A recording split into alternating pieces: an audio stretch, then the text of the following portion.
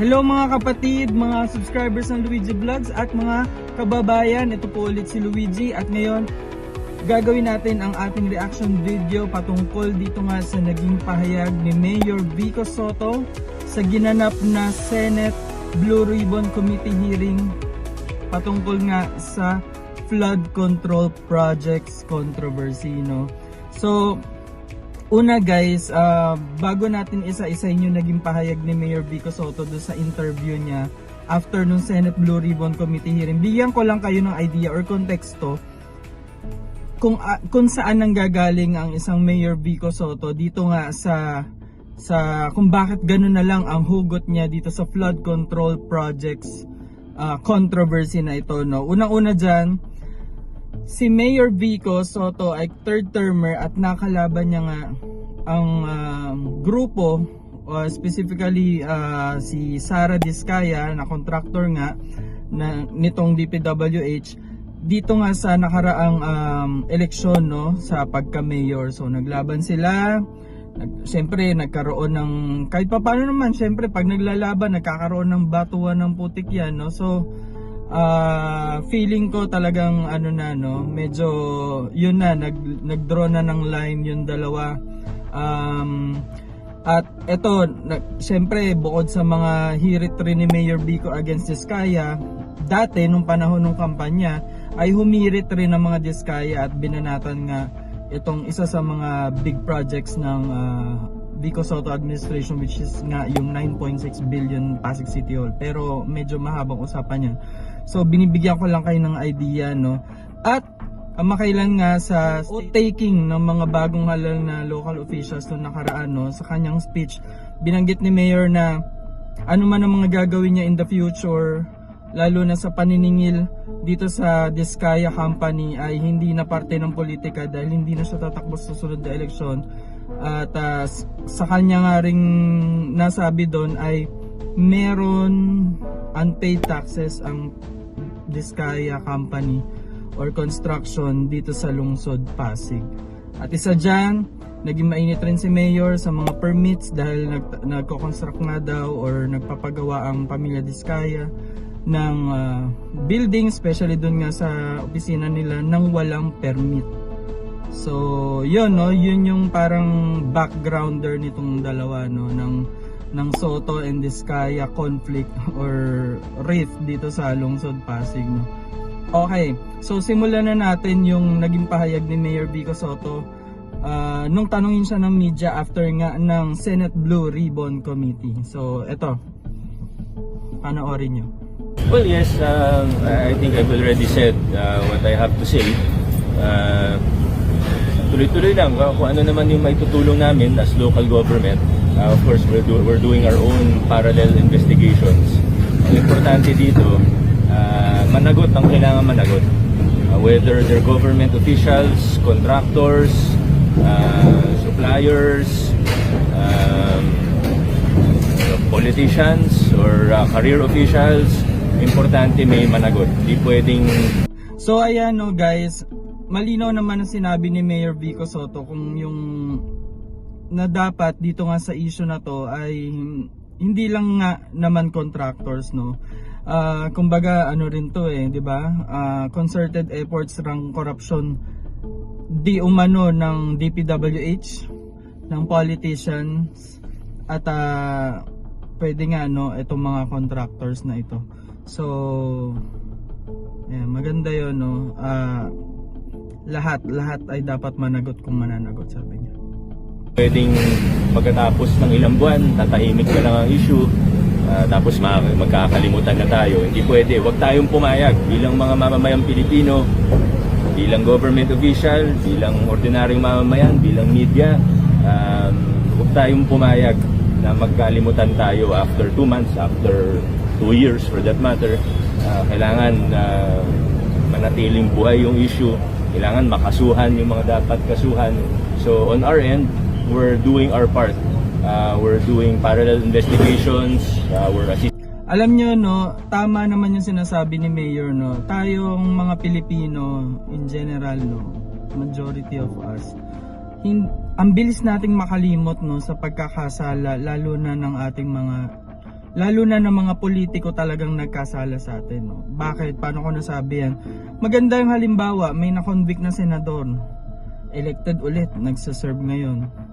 May na-charge, may nakulong na dating presidente, elected ulit, nagsaserve ngayon sa kanyang lugar. So, guys, parang parang hindi mo masisi, no, na dapat rin natin talagang sisihin ang ating mga sarili dahil tayo yung naghahalal sa ating mga lingkod bayan na tiwali, no. Even national government agencies kung yung kailangan sa amin. Kahapon may isang national government agency na humingi ng mga dokumento sa LGU, so binigay namin kaagad on the same day. So let's all do our part to make sure that the people who are guilty are held accountable. So ayun guys, no, may national agency na nanghingi na ng document sa local government of Pasig, no. Hindi natin alam kung ano yan, pwedeng BIR, pwedeng customs, or pwedeng DPWH mismo. So ayaw pang sabihin ni Mayor Vico kung sino yun kasi baka nga ma-preempt niya kung ano man yung ginagawa na investigasyon ng national agency na yun, pero nakikipagtulungan daw ang lungsod Pasig, no. Yes, may mga basic muna, may mga business permits muna. I'm not sure if they would want me to, baka confidential pa yung investigation nila, so hindi ko muna, sila na lang magsabi. Kasi sa amin, nagbibigay kami kung anong mga documents. Public documents naman ito eh. Mayor, should you be invited to the Senate, are you willing to testify against the Vizcayas kung sakasakali? Wala namang invitation sa akin sa ngayon. Pero you will attend kung sakaling papuntahin kayo, sir? Kahit sino naman po, hindi naman yan kung gusto o hindi. Pag sila nagpatawag, required po yun. So ayun guys, no, may nagtanong sa kanya kung imbitahan siya sa Senate Blue Ribbon Committee or kahit nga siguro sa Congress kung pupunta siya doon sa investigasyon, no, bilang siguro resource person, no. Sabi niya game daw siya, no, kung ipatawag kasi wala naman daw makakaintindi, pero ako in my own opinion wag na sana, no, kasi para maiwasan na yung sinasabing namumuliti kasi Mayor Vico. Pero kung pakikipagtulungan ng lungsod Pasig, pwede niya ipadala yung kanyang city administrator. Kasi ang ayoko mangyari dyan, sa popularity ni Mayor Vico Soto, marami na namang gagrandstand, marami na namang eepal na ibang senador dyan, guys.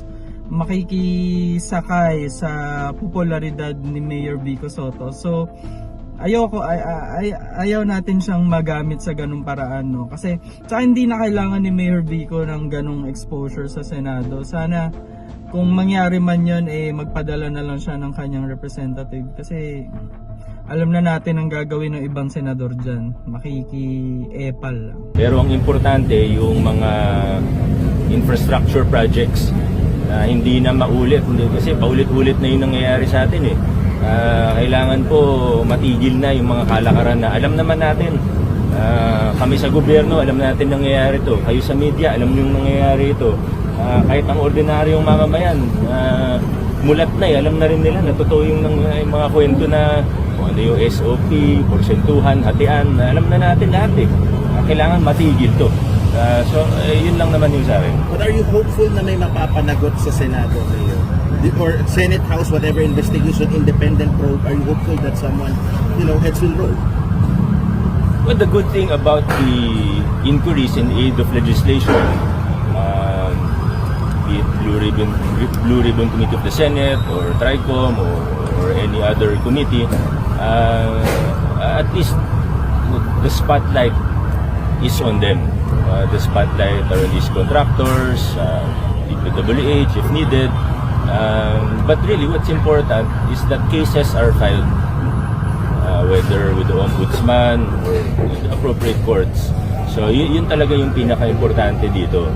So maganda naman yung nangyayari ngayon, at least na pag-uusapan, nakikita, or Senate and the House, they have their powers, pwede sila magsabina ng tao, ng documents.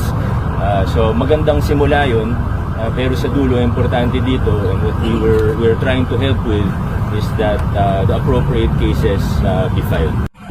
May point naman si Mayor Vico doon, no? Ang kagandahan naman ng Senate, at ng Congress na sila mismo yung nag-iimbestiga, naka-live siya, naka-live stream, so na oobserbahan ng taong bayan, hindi katulad ng kumpara na pag dun sa Truth Commission ng o kanya dun sa ginawang independent task force ng presidente na hindi pa natin alam yung composition ngayon, syempre hindi siya ganong ka-live stream pag nag-imbestiga, pag nagtanong-tanong. So yun ang kagandahan naman nitong Senate at Congress investigation, pero hindi maiiwasan dyan ang bias pa rin, mga kababayan. Records right now, not yet of specific projects, but of these contractors and for instance, their business permits. Tinitingnan ng National Government Agency kung saan ka talaga, kasi may iba-iba bukang mga fraudulent documents, may fraud sa mga kontrata. So yun po muna, nag-case build up tayo. Tapos may ilan na rin naman na proyekto. Nag-submit na rin po ako sa DPWH ng sulat mula sa akin, mula sa lokal na pamahalaan, para sa isang Freedom of Information or FOI request for documents pertaining to flood control projects within our jurisdiction.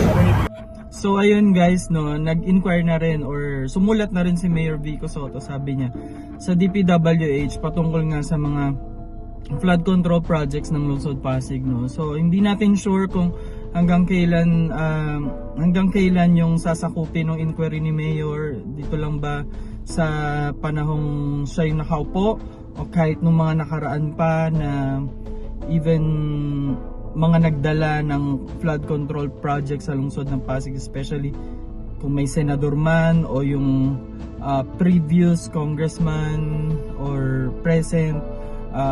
I think magiging transparent naman ito kung sakasakali. Yung nasa sumbong sa Pangulo page, di ko matandaan exactly kung ilan. Kasi yung iba, hindi namin alam niyo naman yung sinasabi nila ito. Ano ba? FOI sa ilan yan? I-double check ko, baka mali yung number na masabi ko, pero few dozen. Salamat po. So ayun guys, no, yun ang naging reaksyon ni Mayor Vico Sotto nung tanungin siya ng media dito nga sa naging Senate Blue Ribbon Committee hearing, no.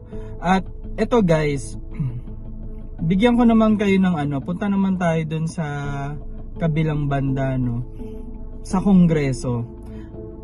Sa aking opinion guys, no, bilang pag-obserba sa mga nangyayari ngayon dito sa politika ng ating bansa, especially dyan sa House of Representatives, bakit hindi pa palitan o bakit hindi pa mag-resign si House of Representatives Speaker Martin Romualdez? Diba? Out of delikadesa at siguro bilang pabor na rin sa nakaupong pinsan niya na si President Bongbong Marcos, bakit hindi pa mag-resign or palitan, no? Hindi naman ibig sabihin na pag nag-resign or pinalitan siya speaker, hindi na siya doon sa Kongreso. Kongresista pa rin naman siya. Pero 'di ba, siya kasi yung nagiging mukha ng Kongreso, no? Tsaka marami na rin siyang naging issue sa panahon niya. Hindi man specific sa kanya, pero sa kanyang watch bilang House Speaker at bilang leader ng Kongreso, i-share ko sa inyo yung mga ilang issues, no? Una dyan, dati 'di ba nagkaroon ng Fake People's Initiative na parang may kompensasyon sa mga parang nagpondo sila na pumirma yung mga tao at mayroong kapalit pag pumirma sila ng pabor do sa charter change ba yun or constitutional convention. Isa yun nag-i-issue yun binanat yun sa kanila tapos nawala na lang. Susunod, paggamit ng tupad, AIX, MAIP at iba bang pondo, no, na ibinibigay sa Kongreso na ginagamit nila sa personal interest nila bilang mga kongresista, no, at mas nagamit nitong nakaraang eleksyon, no. Nakita nyo naman bago mag-eleksyon bumuhos ang tupad, AIX, MAIP, no, na alam naman natin, oo, may natutulungan, pero karamihan dyan hindi natin sure kung deserve ba nila matanggap yon. Kasi for me band-aid solution lang po yan Sa akin yung mga ganyang pondo, ilagay nyo sa talagang mas kailangan, ospital, eskwelahan. 'Di ba? Yun ang kailangan nating mas improve, no? Tatlo, di niya kasundo ang Senado. Alam nyo, mahalaga no para maipasa ang mga batas, makapag-panukala ng mga batas. May magandang samahan ang lower house at senate. Hindi niya kasundo eh. Hindi ko alam kung bakit, dahil ba maraming Duterte sa Senado, pero hindi rin naman sa ganun eh. Malaking bagay kung kasundo niya ang Senado. At ika-apat, ito ngang napakalaking issue ng flood control projects. Mismong galing na sa appropriations chairman ng lower house ng Kongreso dati na si Congressman Zaldico, na close sila ni Speaker Martin Romualdez. At ngayon mainit siya sa dami ng insertions na ginawa niya sa flood control projects. So, eto no, kahit hindi specific personal na iimplika ang isang Speaker Martin Romualdez dito, pero lahat nangyari ito under his watch din. Hindi lang nung panahon ni former President Duterte, nagpatuloy ito dito sa first 3 years ng PBBM administration, at maraming allocation nandyan sa lower house. Hindi natin dinidiscount ang Senado, meron rin, pero 'di ba, napakarami dyan sa lower house, 'di ba? So ang laki ng issue nito under your watch, Speaker Martin Romualdez. So siguro maganda na nga na siguro mag-step down na si Speaker Martin Romualdez. At alam nyo no, speaking of stepping down, sino ang naiisip natin na magandang kapalit ng Speaker Martin Romualdez? For me, ito ay si Congressman Sandro Marcos. 'Di ba? Parang fresh start, 'di ba? Malinis pa naman kahit papaano, no? Wala tayong maririnig na issue dito sa congressman na to. Ako naririnig ko party boy si Sandro Marcos, si Congressman Sandro Marcos, pero 'di ba? Well off naman ng pamilya, no? Rich kid ang bata. So pwedeng nasa lifestyle niya na yung ganun, pero wala tayong maririnig kay Congressman Sandro Marcos na issue. At nakikita nyo ba, maayos siya magsalita, di siya pala iwas sa media. Kung meron siyang hindi magandang sasabihin or hindi siya sure sasabihin niya sa media. Pero pag meron siyang gustong sabihin na talagang very passionate about siya, talaga sasabihin niya, lalo na nung sinabing ipapatapon yung lolo niya sa West Philippine Sea. Alangan naman kung sasabihin ng tao na gusto nilang huhukayin yung lolo mo at itapon yung katawan sa West Philippine Sea. Sasabihin niya gusto niyang patayin ang Pangulo at ang First Lady na ang aking magulang at gusto niyang patayin ang Speaker. Ba't naman nagugulat ang tao na pipirma ako dyan? These are statements that can't be taken lightly, especially from someone with such a high position. So, nagtataka na nga ako kung bakit nagulat yung tao. Which is natural, kahit sino naman sa atin, no? Hindi matutuwa, no? At maaaring gumawa ng aksyon kung sino man ang magsabi nun. At eto pa, no? Yung sinabi niyang hindi maganda ang Senado o Kongreso, especially sa kanila, sa Kongreso. Pakita ko sa inyo yung video, ito. What do you say about criticisms that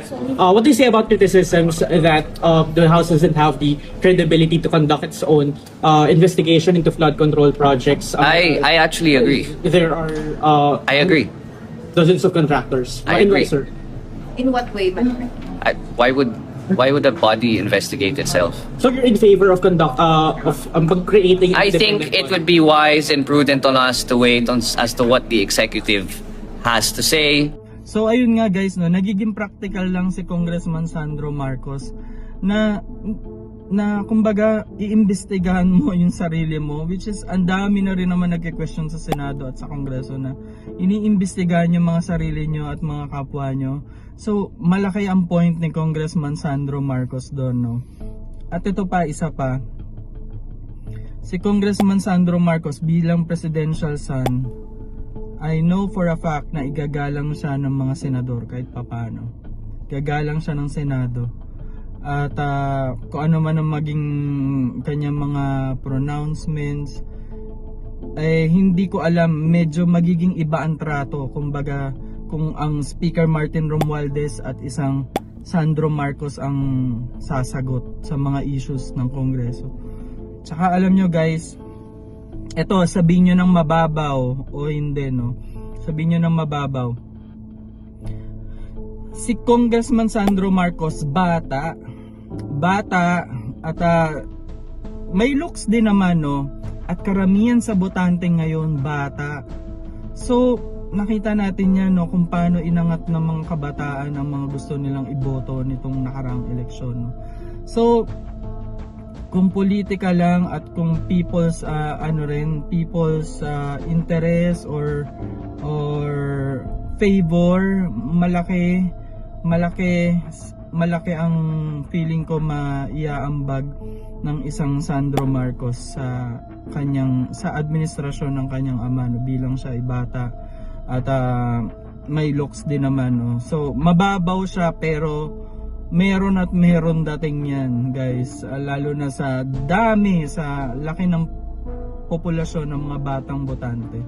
So guys, no, yan yung ating mga naobserba, no, na kung sana, no, sa darating na mga panahon, kung talagang magpatuloy pa itong mga issue na to, pag-iimbestiga, parang out of delicadeza sana palitan na si Speaker Martin Romualdez at ipapalit rin naman ay kakampi rin naman na administrasyon, which is si Congressman Sandro Marcos, no? Napalitan ni President Bongbong Marcos si General Torre dahil sa ilan or sa ilang pagkakamali o pagkukulang nito despite sa kanyang ginawa na malaking ambag sa administrasyon ni BBM, especially pagdating sa popularidad, baka naman panahon na para palitan na rin ang kanyang pinsan na si Speaker Martin Romualdez. So yun lang muna guys, at maraming salamat sa inyong laging pagtutok dito sa Luigi Vlogs. Please